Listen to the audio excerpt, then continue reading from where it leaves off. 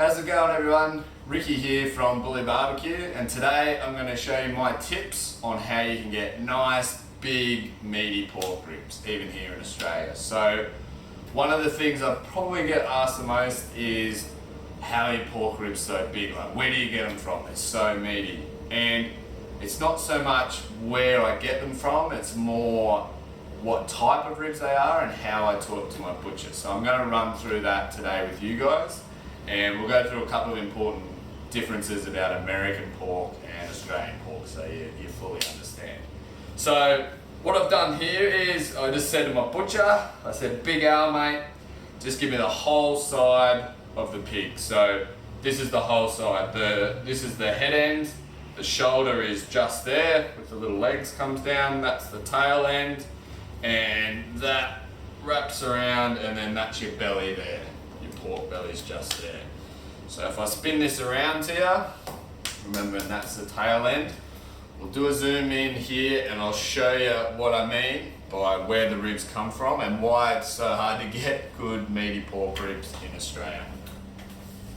So as you can see here, the ribs are there. They used to have the spine through there. I've just got the butcher to remove that just so you can see a bit better, but they call it the chine bone. It sits up through there.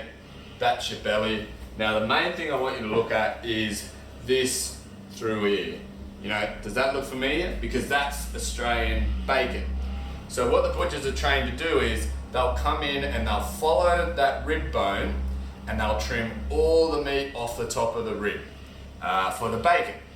Now the problem with that is then, you know, obviously there's no meat on top of the ribs. You're only left with shitty little ribs that have a bit of meat in between the bones. And that's the problem with getting meaty ribs in Australia. So what we'll do, I'll explain the different types of ribs, because there's a couple different types. They're kind of American terms. And after you understand the different types, I'll explain exactly what you need to say to your butcher to get some nice meaty ribs. So the two different types of ribs they kind of come from American slang. If you see the curved section of ribs there, that basically kind of run roughly along where I'm showing my knife there, they'll sort of follow that loin across through that curve. They're called baby back ribs. Now they're mainly popular in Memphis, and if you were to cut them right through there with the bandsaw, what you're going to be left with is this section, which is spare ribs.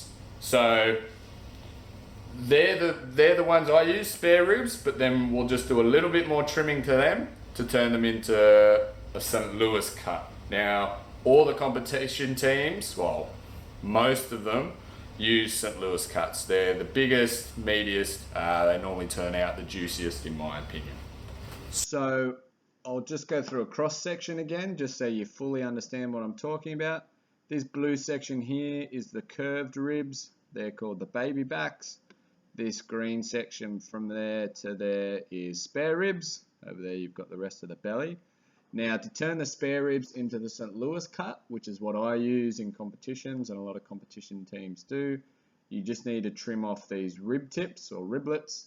You can still use it. They're really tasty. They've just got a bit of cartilage and other stuff in them. So that's how you do it. And with the St. Louis, I'll follow, there's a seam of fat that runs along here.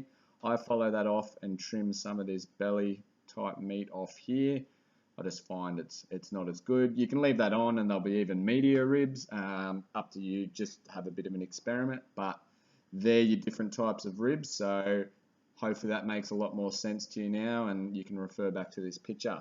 So just in summary, everyone, you want to ask your butcher for a slab of spare ribs or a bone-in pork belly, and that's what they should give you. And then you can trim them into a St. Louis style cut yourself.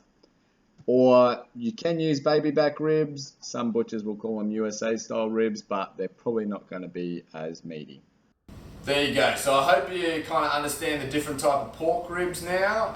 It's probably going to help when you're eating American type recipes, and you should know exactly what you need to ask your butcher now to get nice meaty pork ribs to impress your friends. So if you want more tips like this, or you want to learn more about barbecue, the best way is probably to come to the next class we're holding, and It's really exciting at the moment. The next one we're holding, we've actually got the 4-time world barbecue champion from America. He's flying out to run some classes in your city. So follow the link below and register for those classes. We're pairing it with some craft beer tasting, so it's going to be unreal. It's going to be a great day. So I hope to see you there. Cheers.